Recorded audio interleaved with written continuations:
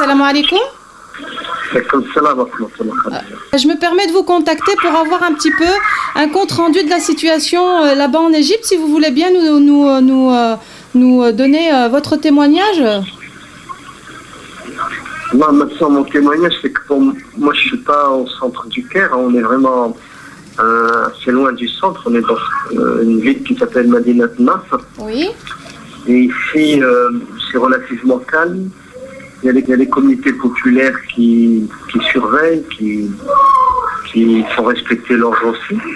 Parce que la police, les services d'ordre ont disparu. Ils ont reçu des ordres pour laisser les gens pour créer le chaos. Donc ce sont les habitants qui prennent en charge leur sécurité. Parce que malheureusement, ils ont libéré énormément de prisonniers, des voyous des prisons. Ils les ont laissés sortir pour semer le désordre. Oui. Et la police elle-même, en civil, les premiers jours, maintenant ça s'est calmé, semer aussi le désordre. Donc tout ça, c'était pour empêcher les gens d'aller manifester. Sinon, de manière générale, là où nous sommes, je veux dire, c'est plus ou moins calme. C'est plus ou moins calme. Est-ce que vous, à travers la télévision, vous avez des informations de ce qui se passe dans les grandes villes chez vous là-bas? Alors la télévision égyptienne, bien entendu, elle n'est pas libre.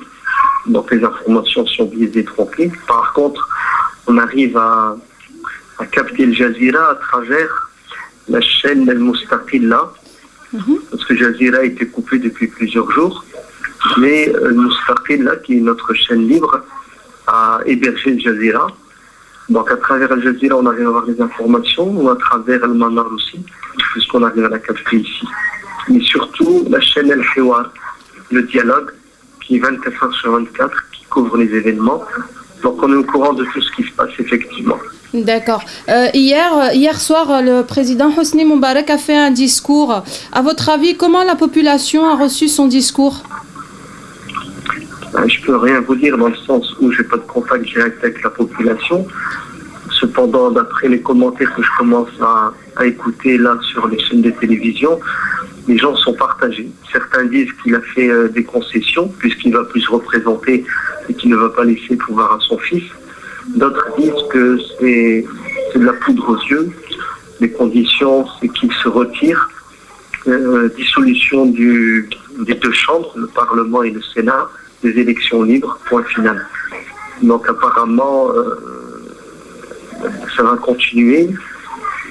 C'est toujours tendu, hein, d'après les interventions des hommes politiques anti-gouvernementaux ou les penseurs sont vraiment déterminés pour aller jusqu'au bout pour faire tomber ce gouvernement despotique. D'accord. Vous aviez déjà voyagé en Égypte auparavant? Tout à fait. Est-ce que vous voyez aujourd'hui, maintenant que vous êtes là-bas avec cette révolution, vous voyez une différence dans le comportement de la population égyptienne? Oui, oui.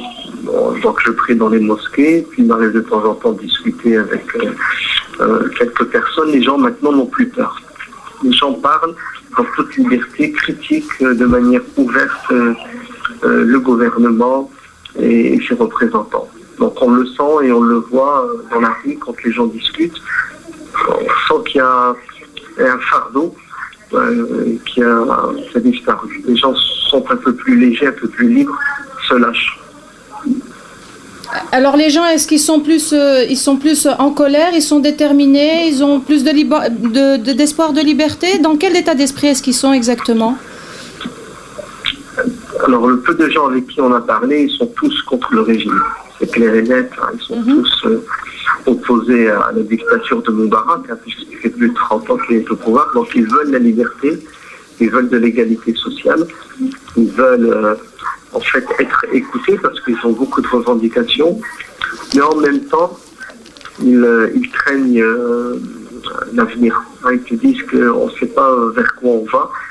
Le flou leur fait énormément peur.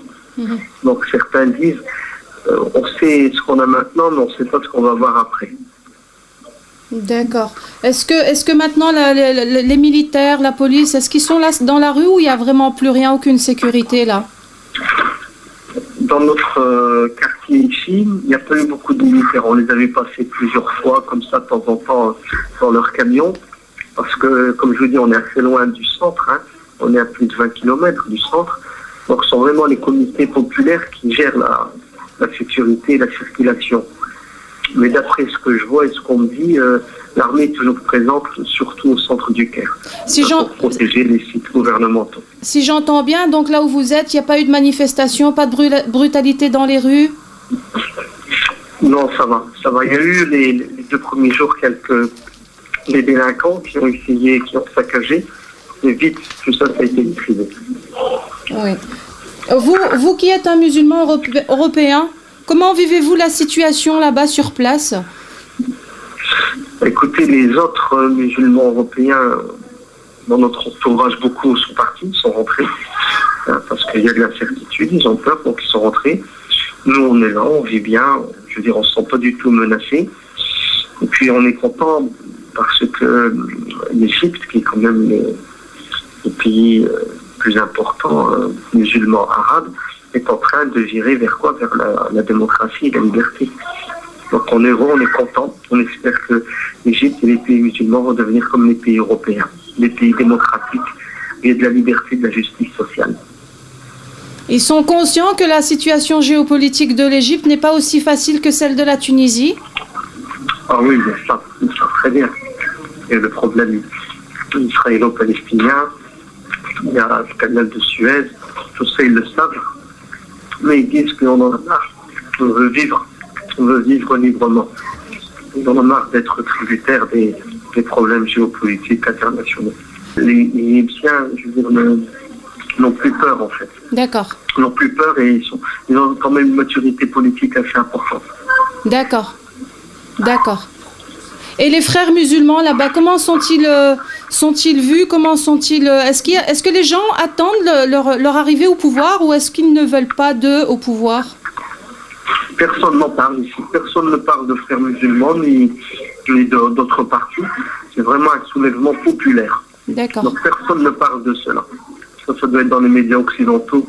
On fait encore peur aux gens en disant les islamistes qui vont prendre le pouvoir. En fait, tout le monde ici est unanime pour dire Moubarak, on n'en veut plus, point final. D'accord. Et est-ce qu'ils comprennent la position des Occidentaux qui sont là et qui maintiennent cette oppression quelque part indirectement, quoi? Bien sûr, ça ils l'ont compris depuis longtemps. Ils savent très bien que le système politique, que ce soit en Égypte ou ailleurs, et que le fruit des puissances occidentales. Ils l'ont compris depuis longtemps.